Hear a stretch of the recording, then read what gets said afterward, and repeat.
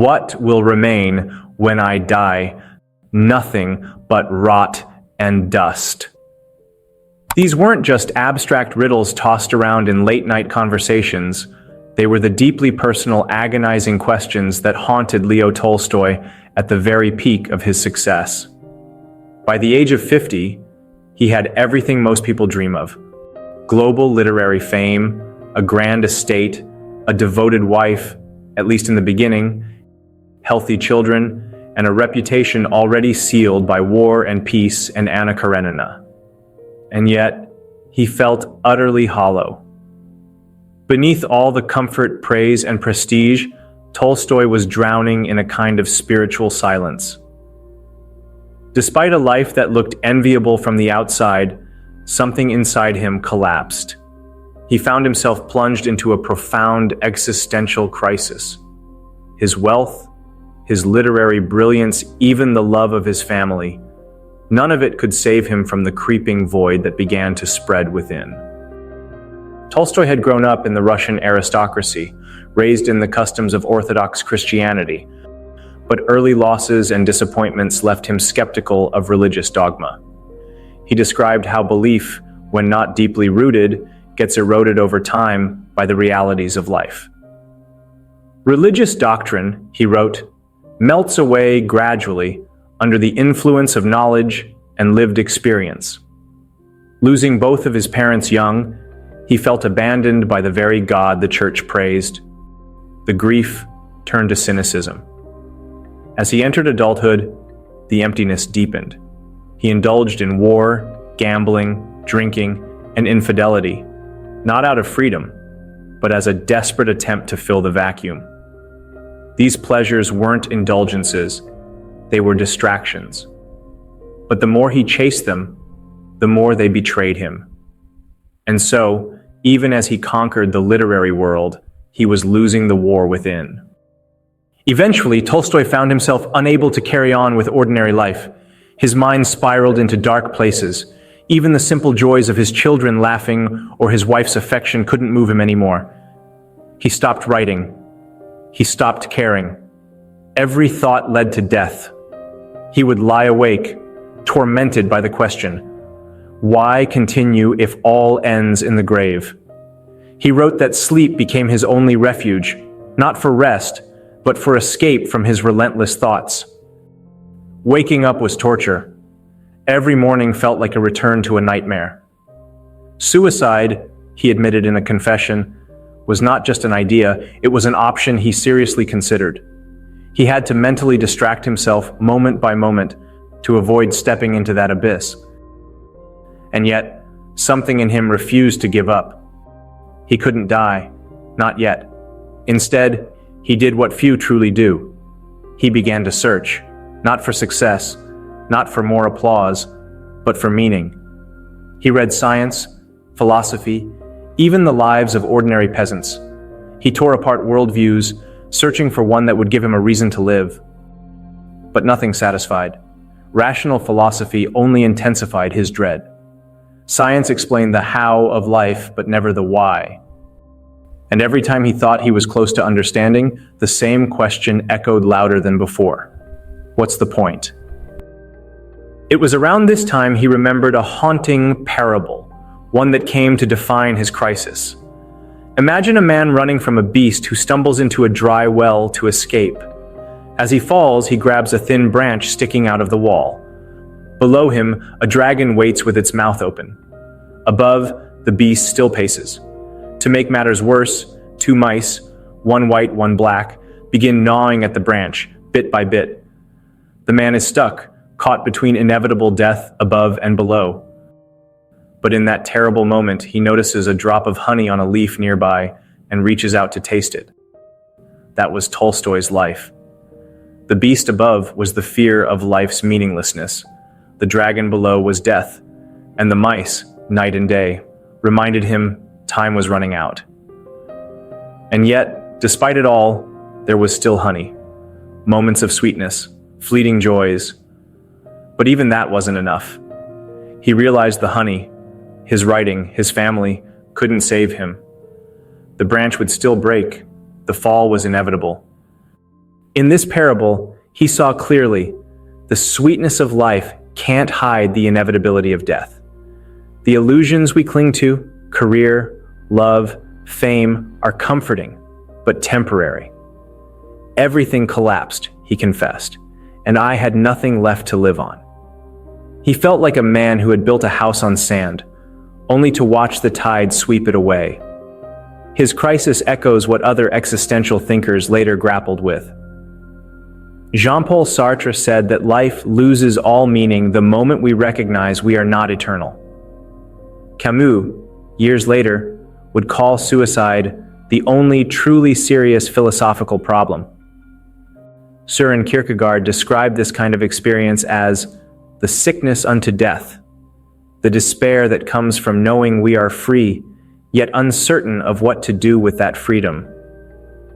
Amidst all this, Tolstoy did not stop there. Unlike many, Tolstoy kept going. His crisis did not end in despair. It marked the beginning of a second life, a deeper, more honest one. The first half of his existential journey was not about finding answers, but about stripping away illusions. He had to hit the bottom of the well, so to speak, before he could begin to climb out. What he discovered next would change the course of his life, but that's a different chapter. He turned to the sharpest minds in history, desperate for answers.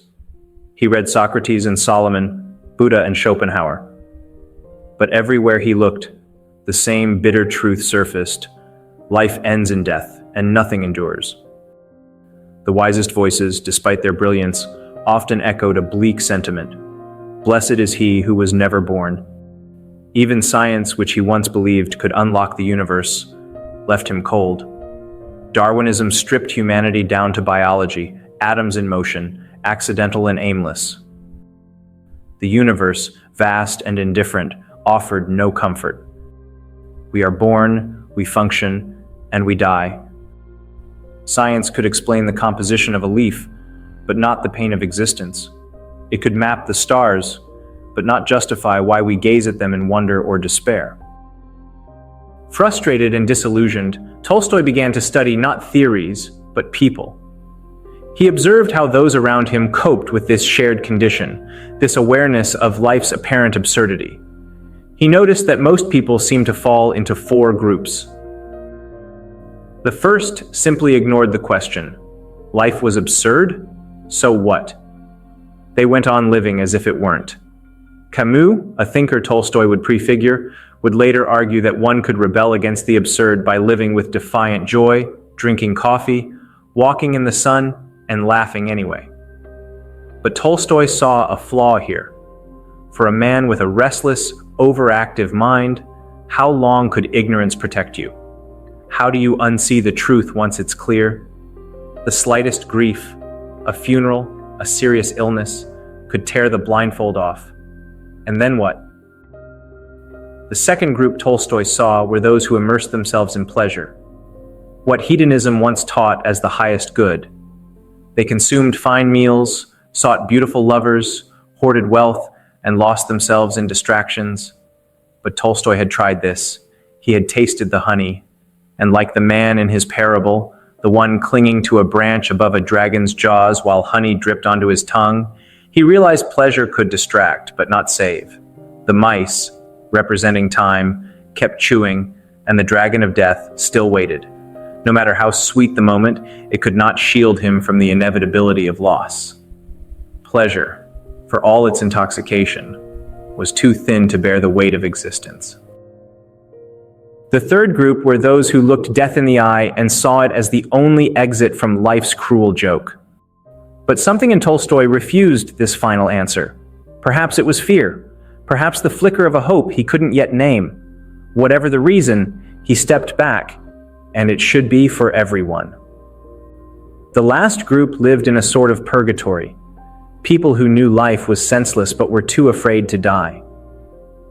Tolstoy found himself trapped in this group for a time. And then something shifted. Tolstoy began to notice something strange and humbling. Around him, peasants lived lives of unimaginable hardship. They faced hunger, illness, injustice. They had no libraries, no philosophies, no wealth, and yet they endured. More than that, they smiled. They sang, prayed, laughed, and they did not kill themselves. This stunned him. Why were they not tormented as he was? What did they have that he, a man of letters and genius, lacked? The answer was faith. Not dogma, not theology, faith, a quiet, unshakable trust in something greater than themselves. These ordinary men and women did not need syllogisms or cosmological proofs. They simply believed. Their lives were not about dissecting meaning. They were about living it. Tolstoy, who had long scoffed at religion as superstition, began to see that faith was not ignorance, it was resilience. It wasn't an escape from life's pain, but a bridge over it. Without faith, he later wrote, I cannot live. He came to believe that there were limits to what reason could reach. Rational thought had taken him to the edge of despair. Philosophy could break things down, but never build something strong enough to stand on.